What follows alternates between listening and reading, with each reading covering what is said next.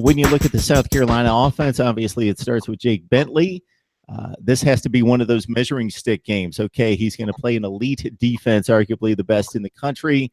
He needs support. He needs a ground game, something, fortunately, that we've seen in recent weeks, a better Gamecocks ground game than what we saw earlier in the season. So the offense seems, to a certain extent, primed to break out here. Kurt Roper, you mentioned Jake Bentley. I think this is an interesting game for Kurt Roper. Can Kurt Roper call a game that's creative enough to keep Clemson off balance? I think it starts with the run game, as you just mentioned. South Carolina has had success when Jake Bentley has been involved in the run game, and I think he needs to carry it at least 10 times on designed running plays on Saturday night. He needs to be a guy who is heavily involved in trying to keep the Clemson defense honest. A.J. Turner has been solid. Mon Denson has been solid. Tyson Williams is still back there.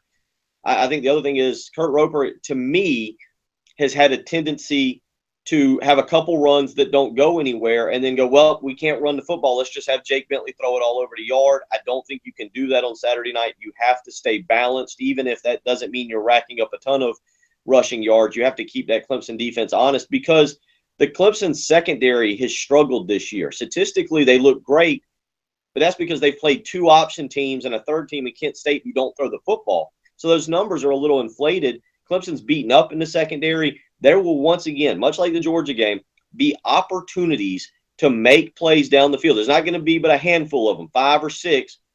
When those opportunities arise, Jake Bentley then has to take advantage of them. Yeah, that Clemson defensive front continues to be stout. Christian Wilkins has been there for a lot of big games.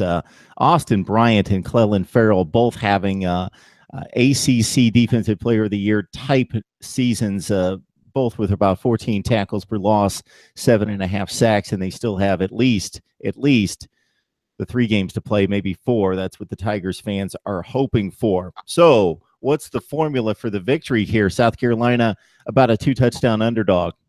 Yeah, I think to me it's obviously not turning the ball over. It's limiting Clemson's run game. But it comes to me offensive. I think South Carolina's defense will play a good game.